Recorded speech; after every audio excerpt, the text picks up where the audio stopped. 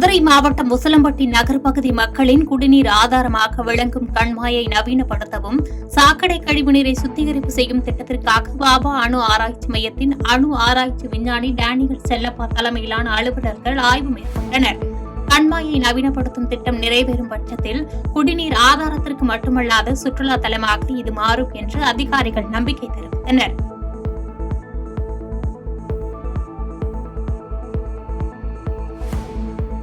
கடலூர் மாவட்டம் வடலூர் நகராட்சி அலுவலகத்தில் நடைபெற்ற அனைத்துக் கட்சி ஆலோசனைக் கூட்டத்தை விடுதலை சிறுத்தைகள் கட்சி நிர்வாகிகள் புறக்கணித்தனர். குறிஞ்சிப்பாடி வட்டாட்சியர் விஜய் ஆனந்த் தலைமையில் நடைபெற்ற இந்த கூட்டத்தில் இறுதியில் தலைவர்களின் சிலையை வடலூர் கடலூர் சாலையில் உள்ள பூங்கா அருகே மாற்றி அமைக்கப்படும் என ஒருமனதாக தீர்மானம் நிறைவேற்றப்பட்டது.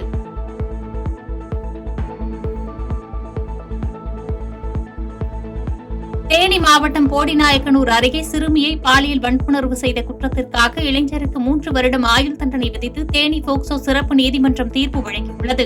மேலும் 15,000 ரூபாய் அபராத தொகையை கட்ட தவறினால் மேலும் 6 மாதம் மெய்க்காவல் சிறை தண்டனை விதித்து போக்சோ சிறப்பு நீதிமன்ற நீதிபதி கணேசன் வழங்கியதைத் தொடர்ந்து குற்றவாளி சிவச்சந்திரனை சிறையில் அடைக்க காவல்துறையினர் பாதுகாப்புடன் அழைத்து சென்றனர்.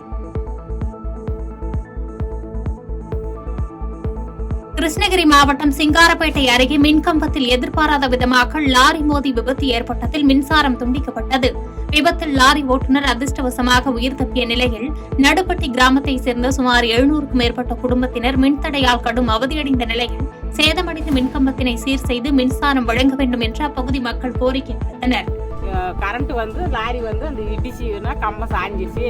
கம்பம் சாஞ்சி உடனே 8 பீஸ் மேலே போனோமே டிரான்ஸ்பார்மர் பீஸ் போன உடனே கரண்ட் ஆஃப் ஆச்சு. ராத்திரி கரண்ட் இல்லை, தண்ணி இல்லை, வீட்டில் லைட்டும் எரியல. கொஞ்சம் கஷ்டமா இருக்குது. சீக்கிரம் போட்டு தர சொல்லி ஜனங்க பாடப்படுறாங்க. திருவாரூரில் பருத்திக்கு உரிய விலை நிர்ணயிக்கவில்லை என்று கூறி விவசாயிகள் சாலை மறியல் போராட்டம் செய்தனர். பேச்சுவார்த்தையில் ஈடுபட வந்த ஒழுங்குமுறை விற்பனை கூட அதிகாரியை விரட்டி வாக்குவாதத்தில் ஈடுபட்ட விவசாயிகளால் பரபரப்பு ஏற்பட்டதைத் தொடர்ந்து காவல்துறையினர் பேச்சுவார்த்தை நடத்தி உரிய நடவடிக்கை எடுக்கப்படும் என்று உத்தரவாதம் அளித்ததன் பேரில் விவசாயிகள் போராட்டத்தை கைவிட்டனர்.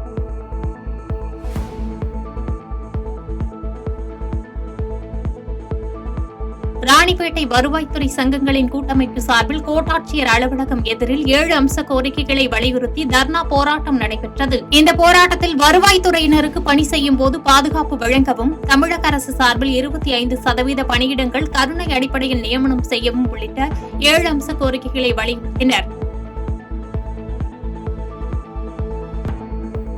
விழுப்புரம் மாவட்ட வருவாய்த்துறை சங்கங்களின் கூட்டமைப்பு சார்பில் விழுப்புரம் 4 முனை சந்திப்பில் இருந்து திருச்சி தேசிய நெடுஞ்சாலையை நோக்கி பேரணியாக சென்று புதிய பேருந்து நிலையம் அருகிலுள்ள நகராட்சி திடல் மைதானத்தில் தர்ணா மற்றும் ஆர்ப்பாட்டத்தில் ஈடுபட்டனர்.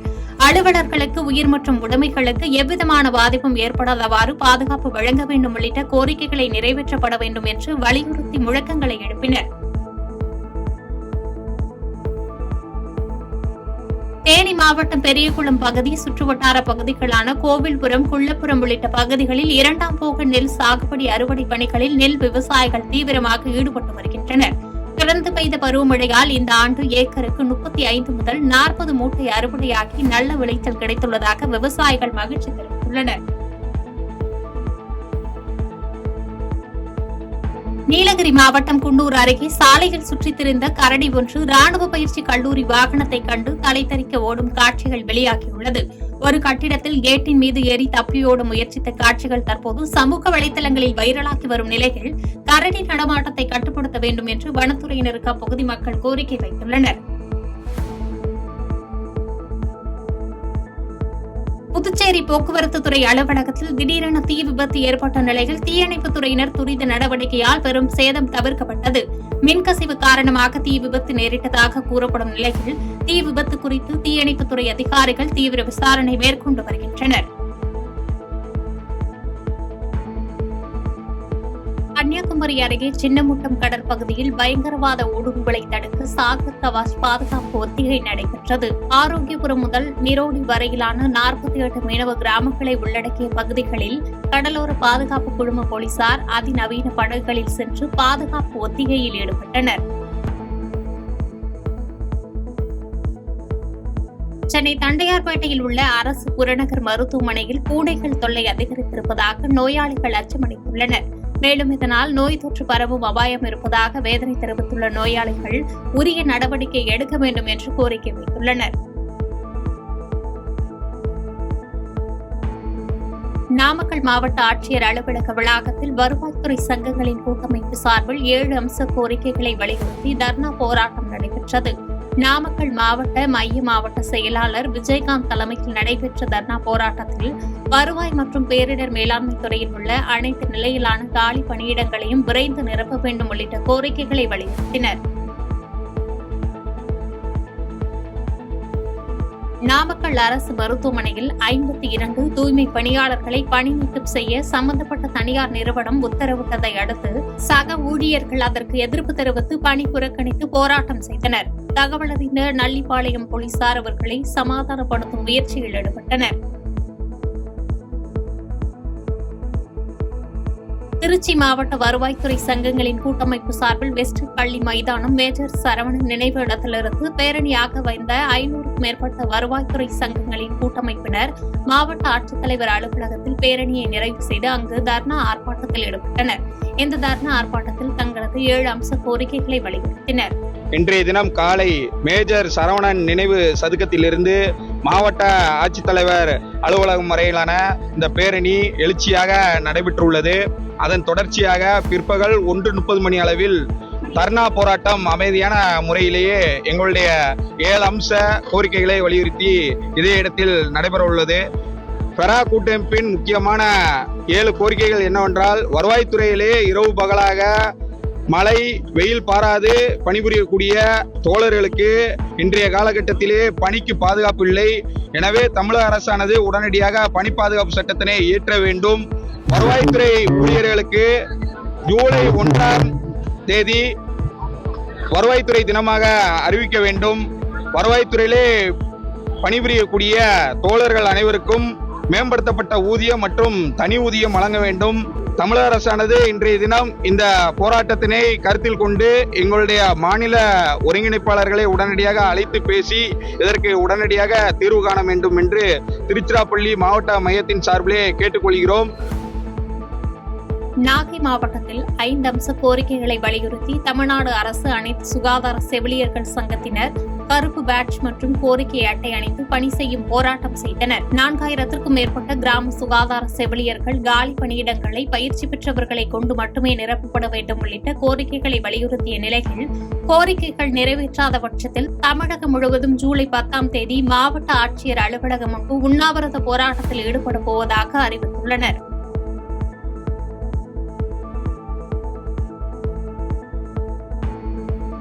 காஞ்சிபுரம் வருவாய்த்துறை சங்கங்களின் கூட்டமைப்பு சார்பில் வருவாய்த்துறை அலுவலர்கள் இன்று ஒருநாள் தற்செயல் விடுப்பு எடுத்து பேரணி மேற்கொண்ட நிலையில் மாவட்ட ஆட்சியர் அலுவலகம் அருகே காவலங்கேட் பகுதியில் தர்ணாவில் ஈடுபட்டனர். வருவாய்த்துறையினர் திடீரென ஒருநாள் தற்செயல் விடுப்பு எடுத்ததால் அலுவலகம் முழுவதும் ஆள் நடமாட்டம் இல்லாமல் வெறிச்சோடி காணப்பட்டது.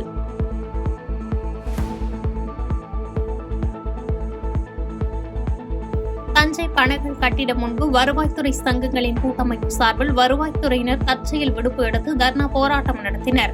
வருவாய்த்துறையில் களப்பணியாளர்களுக்கு போதிய கால அவகாசம் வழங்காமல் இலக்குகள் நிர்ணயிக்கப்பட்டு மன அழுத்தத்துடன் பணிபுரியும் நிலை உள்ளது. இதற்கான தீர்வு உடனடியாக செய்து கொடுக்க வேண்டும் உள்ளிட்ட கோரிக்கைகளை முன்வைத்தனர். கூட்டமைப்பு சார்பாக மாநில அளவில் பெரா என்ற அமைப்பு ஏற்படுத்தப்பட்டு தமிழ்நாடு வருவாய்த்துறையில் பணியாற்றுகின்ற அனைத்து நிலை அலுவலர்களுக்கும் கிராம உதவியாளர்கள் முதல் வட்டப்பொறுப்பு வட்டாட்சியர்கள் வரை அனைவருக்கும் பணி பாதுகாப்பு வேண்டும். கருணை அடிப்படையிலான பணி நியமனத்தில் குறைக்கப்பட்ட 5% என்பதிலிருந்து மீண்டும் பழையபடி 25% பணியிடம் கருணை பணியிடத்தில் வழங்கவிட வேண்டும். காலி பணியிடங்களை நிரப்பிட வேண்டும். வருவாய்த்துறை அமைப்பு தினமாக ஒவ்வொரு ஆண்டும் வசூலி ஆண்டை முதல் நாளான ஜூலை 7ஆம் தேதி வருவாய்த்துறை தினமாக கொண்டாட வேண்டும் உள்ளிட்ட 7 கோரிக்கைகளை வலியுறுத்தி இந்த போராட்டம் நடைபெறுகின்றது. தஞ்சாவூர் மாவட்டத்திலே சுமார் 700 தோழர்களுக்கு மேலாக இந்த பேரிலே தற்போது வரை வந்து இருந்து கொண்டிருக்கிறார்கள். பெரம்பலூரில் 7 அம்ச கோரிக்கைகளை வலியுறுத்தி வருவாய்த்துறை சங்கங்களின் கூட்டமைப்பு சார்பில் தற்செயல் விடுப்பு எடுத்து பேரணி மற்றும் ஆர்ப்பாட்டம் நடைபெற்றது. சங்கங்களின் கூட்டமைப்பின் ஒருங்கிணைப்பாளர் பாரதி வளவன் தலைமையில் நடைபெற்ற இந்த ஆர்ப்பாட்டத்தில் சுமார் 200க்கும் மேற்பட்டோர் கலந்து கொண்ட நிலையில் வருவாய்த்துறையில் உள்ள காலி பணியிடங்களை உடனடியாக நிரப்ப வேண்டும், வருவாய்த்துறை அலுவலர்களுக்கு மேம்படுத்தப்பட்ட ஊதியம் வழங்கிட வேண்டும் போன்ற கோரிக்கைகளை வலியுறுத்தினர். கடலூர் மாவட்டம் புவனகிரி வட்டார வளர்ச்சி அலுவலகத்தில் சமையல் உதவியாளர்கள் பணிகளுக்கான நேர்காணலின் போது இருக்கை தராமல் விண்ணப்பதாரரை நிற்க வைத்து அதிகாரிகள் நேர்காணல் செய்ததாக குற்றச்சாட்டு எழுந்துள்ளது. இதை கண்ட மாவட்ட வருவாய் அலுவலர் அறிவுறுத்தலின் பேரில் அதே பெண்ணிடம் மீண்டும் இருக்கை கொடுத்து அதிகாரிகள் நேர்காணல் நடத்தினர்.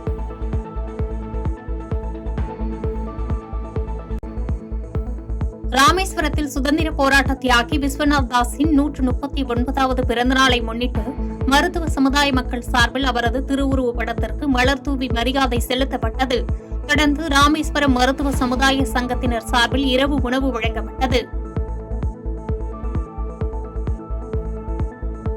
வீடு மற்றும் மனைகள் விற்பனையின் போது பத்திரம் பதிவு செய்யப்பட்ட ஒரே நாளில் வில்லங்கச் சான்று பெறும் டிஜிட்டல் நடைமுறை பயனளிக்கும் வகையில் இருப்பதாக அகில இந்திய ரியல் எஸ்டேட் கூட்டமைப்பின் தலைவர் ஹென்றி தெரிவித்துள்ளார்.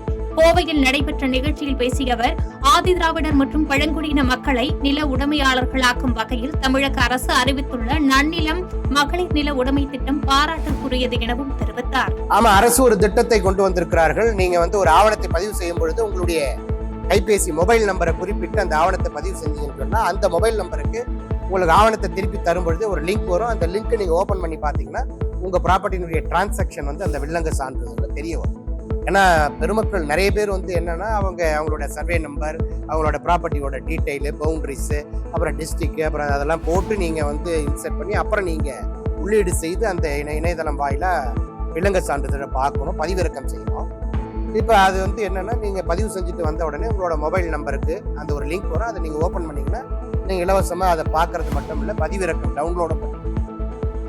தென்மேற்கு பருவமழை முன்கூட்டியே தொடங்கியதை அடுத்து வைகை அணையிலிருந்து ராமநாதபுரம் மாவட்டத்தின் பூர்வீக பாசன பகுதி நிலங்களுக்கு வினாடிக்கு 3000 கன அடி வீதம் தற்போது தண்ணீர் திறக்கப்பட்டது. இதனால் தேனி, மதுரை, திண்டுக்கல், சிவகங்கை, ராமநாதபுரம் உள்ளிட்ட கரையோர மாவட்டங்களுக்கு வெள்ள அபாய எச்சரிக்கை விடுக்கப்பட்டுள்ளது.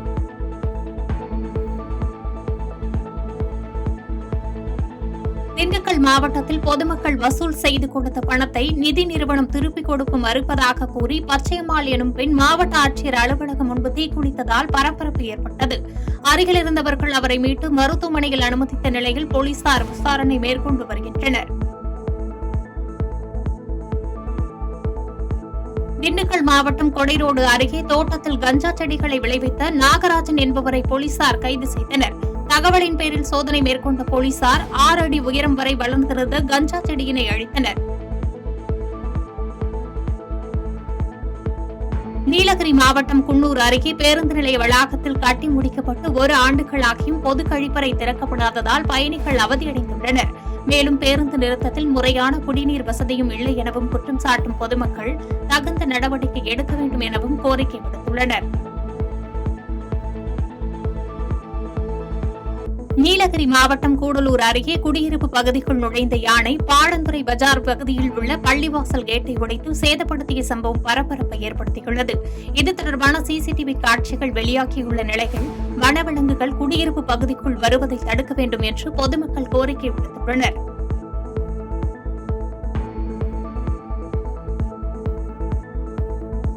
கடலூர் மாவட்டம் புவனகிரி ஸ்ரீ அங்காள பரமேஸ்வரி அம்மன் கோயிலில் ஆனி மாத அமாவாசையை முன்னிட்டு அம்மனுக்கு ஊஞ்சல் தாலாட்டு நிகழ்ச்சி நடைபெற்றது. இதில் சிறப்பு அலங்காரத்தில் எழுந்தருளிய அம்மனை ஏராளமான பக்தர்கள் சுவாமி தரிசனம் செய்தனர்.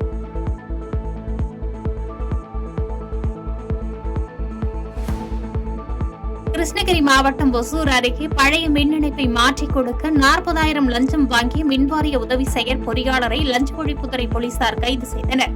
கைது செய்யப்பட்ட உதவி செயற்பொறியாளர் முருகனிடம் லஞ்ச ஒழிப்புத்துறை போலீசார் தொடர்ந்து விசாரணை மேற்கொண்டு வருகின்றனர். திருவாரூரில் ஒழுங்குமுறை விற்பனை கூடத்தில் நடைபெற்ற பருத்தி ஏலத்தில் உரிய விலை கிடைக்கவில்லை என கூறி நடத்தப்பட்ட பேச்சுவார்த்தை தோல்வியில் முடிந்ததால் விவசாயிகள் சாலை மறியல் போராட்டத்தில் ஈடுபட்டனர். இதனையடுத்து சம்பவ இடத்திற்கு வந்த அதிகாரிகள் குறைந்தபட்ச ஆதார விலை கொடுக்கப்படும் என்று உறுதியளித்த பின்பு போராட்டம் கைவிடப்பட்டது.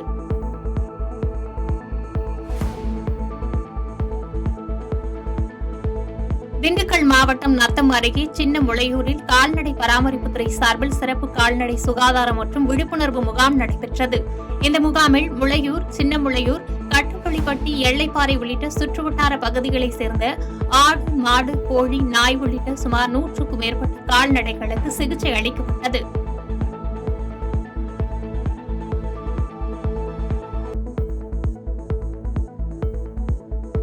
ராமநாதபுரத்தில் இயந்திரம் பொருத்திய நாட்டு படகிற்கான உரிமம் மற்றும் கடலில் மீன்பிடிப்பதற்கான அனுமதி கொடுக்க லஞ்சம் பெற்ற மீன்வளத்துறை அதிகாரி கைது செய்யப்பட்டார். தொடர்ந்து கைது செய்யப்பட்ட அதிகாரியின் வீட்டில் சோதனை மேற்கொண்ட லஞ்ச ஒழிப்புத்துறையினர் விசாரணை நடத்தி வருகின்றனர்.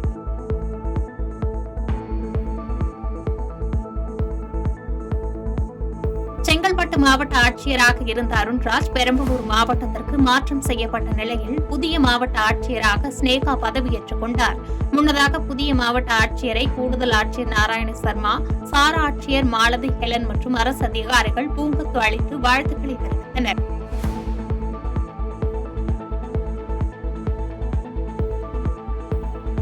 மதுரை பாலமேடு அடுத்த முடுவார்பட்டி பழைய காலனி பகுதியில் குடிநீர் உள்ளிட்ட அடிப்படை வசதிகளை வழங்க கோரி பொதுமக்கள் சாலை மறியல் போராட்டத்தில் ஈடுபட்டனர்.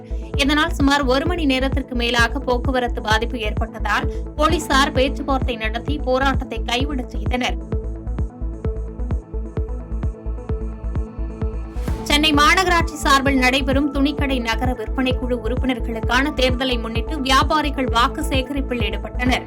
வியாபாரிகளின் சங்கத்தின் நிறுவனர் மற்றும் தலைவர் தமீம் அன்சாரி, சட்ட ஆலோசகர் தன்ராஜ் ஆகியோரும் வாக்கு சேகரிப்பில் ஈடுபட்டனர்.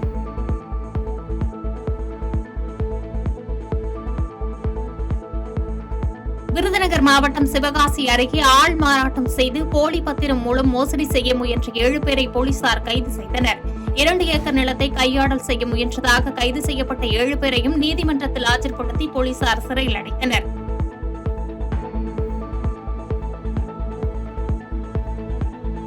கடலூர் மாவட்டம் விருத்தாசலம் ஒழுங்குமுறை விற்பனை கூடத்தில் வெகு நேரமாகியும் விவசாயிகள் கொண்டு வந்த பொருட்களுக்கு டோக்கன் மற்றும் எடை போடாமல் இருந்ததால் விவசாயிகள் சாலை மறியல் போராட்டத்தில் ஈடுபட்டனர். தகவல் அறிந்து சம்பவ இடத்திற்கு வந்த அதிகாரிகள் உரிய நடவடிக்கை எடுக்கப்படும் என்று உறுதியளித்த பின் போராட்டம் கைவிடப்பட்டது.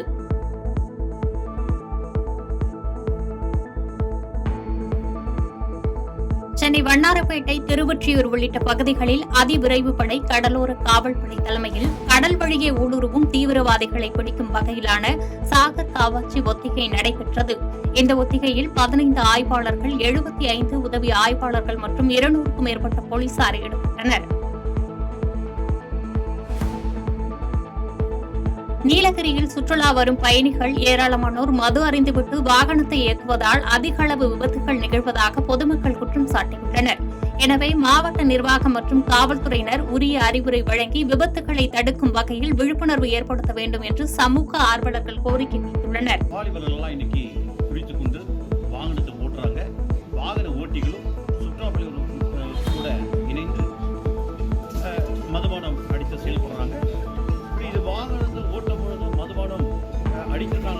காவல்துறை இதை சோதனை நலமா இருக்குன்னு சொல்லி பொதுமக்களுடைய கருத்து. அதுவும் இல்லாமல் தனியார் துறையோடு சேர்ந்து இவர்கள் காவல்துறை அவர்கள் விழிப்புணர்வு நடத்தலாம், மிக நலமா இருக்கும் என்பதை எதிர்பார்க்கிறோம். நீலகிரி மாவட்டம் கூடலூர் மற்றும் அதன் சுற்றுவட்டார பகுதிகளில் ஊருக்குள் வரும் காட்டு யானைகளை தடுக்க தவறிய வனத்துறையினரை கண்டித்து பாடந்துறை பகுதியில் பொதுமக்கள் சாலை மறியல் போராட்டத்தில் ஈடுபட்டதால் பரபரப்பு ஏற்பட்டது. இதனால் 1 மணி நேரத்திற்கு மேலாக கேரள மாநிலம் செல்லும் சாலையில் போக்குவரத்து பாதிப்பு ஏற்பட்டதால் காவல் அதிகாரிகள் பேச்சுவார்த்தையில் ஈடுபட்டு போக்குவரத்தை சரி செய்தனர். காசி கங்கை கரைக்கு இணையாக போற்றப்படும் மயிலாடுதுறை துலாக்கட்ட காவிரி ஆற்று படித்துறையில் குப்பைகள் சேர்ந்து மாசடைந்து காணப்படுவதாக பொதுமக்கள் குற்றம் சாட்டியுள்ளனர். பக்தர்கள் புனித நீராடுவதற்கு வசதியாக துலாக்கட்ட காவிரி ஆற்று படித்துறையை தூய்மைப்படுத்தி தர வேண்டும் எனவும் பொதுமக்கள் கோரிக்கை வைத்துள்ளனர். கிருஷ்ணகிரி மாவட்டம் ஒசூர் அருகே மின்கசிவு காரணமாக வீட்டில் ஏற்பட்ட தீ விபத்தில் 15 சவரன் தங்க நகைகள், பணம் உள்ளிட்ட ஆவணங்கள் தீயில் எரிந்து சேதமடைந்தன. பல மணி நேர போராட்டத்திற்கு பிறகு தீ கட்டுக்குள் கொண்டுவரப்பட்ட நிலையில் விபத்து குறித்து போலீசார் விசாரணை மேற்கொண்டு வருகின்றனர்.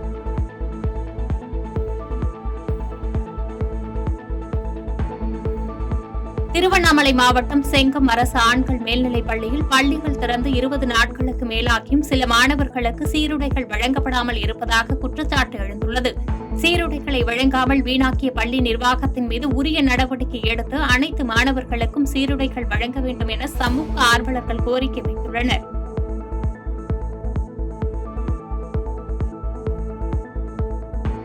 செய்திகளை உடனுக்குடன் தெரிந்து கொள்ள கீழ்கண்ட கேபிள் மற்றும் டிடிஎச் நெட்வொர்க்குகளில் எம்நாடு செய்தி தொலைக்காட்சியை காணுங்கள்.